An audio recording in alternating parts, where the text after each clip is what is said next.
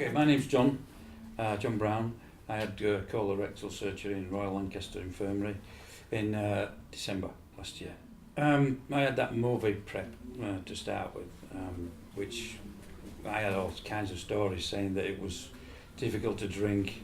You know, some people said, oh, make sure you get the lemon one, it tastes better, and all of this. But basically, I sort of just treated it as, you know, it's part of the journey. I had to take whatever they gave me, and my sister said to me, just do what people tell you to do. So I did, and my partner mixed it for me. I drank it. I didn't find it difficult to drink.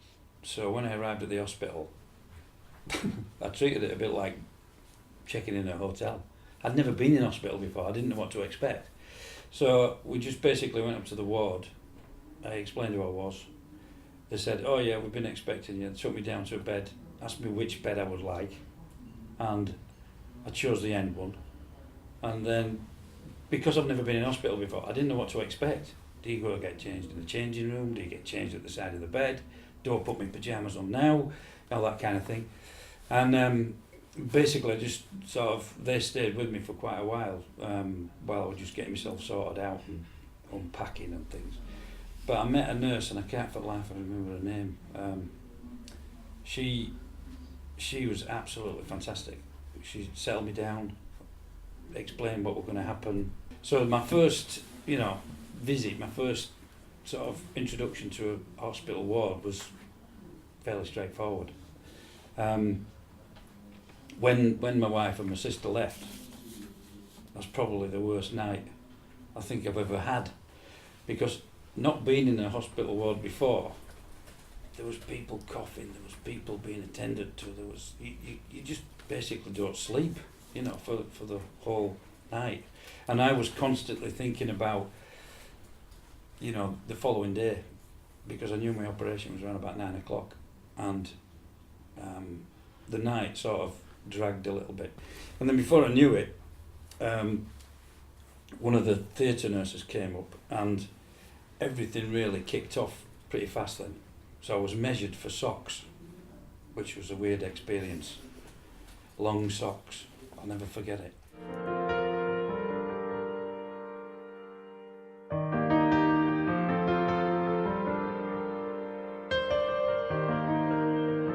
Weird. And then before I knew where I was, they called me into the anaesthetist bit, and the anaesthetist came to see me. There must have, I don't know how many people were in there now. I felt like there was a dozen people in there. There probably wasn't, but sat on the edge of the bed, and she was fantastic. In fact, everybody in that room were fantastic. They knew how I felt, they knew that it was my first time. They were very, very kind, very calm in everything. And she said to me, you told my anaesthetist you don't want an epidural. I said, no, I don't want one. She said, you won't feel a thing. I can guarantee you won't feel a thing. You'll be looking at me, you won't feel a thing. And I just trusted her, and that was it. And I didn't. It was exactly as she said. And before I knew where I was laid down waiting for, she just said to me, what's your favourite drink? I said, Jack Daniels, have you got one? She says, I'm about to give you the biggest you've ever had. And that's all I can remember. And then bang, out like a light. So.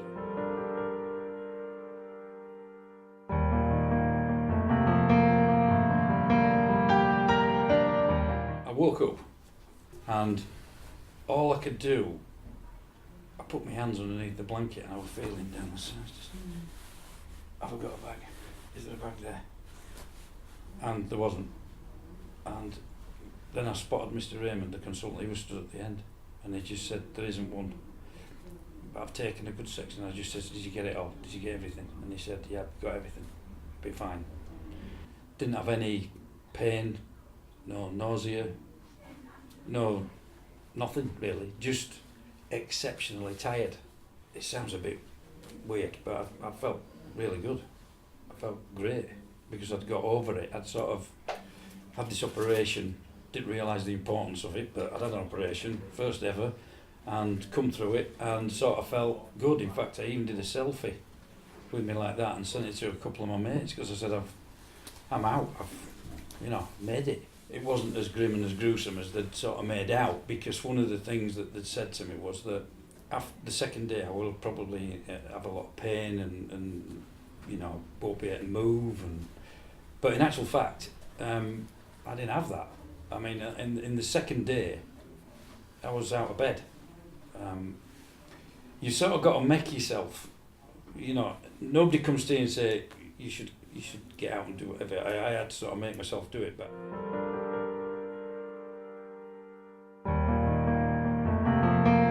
the first visit to the toilet was a little bit frightening.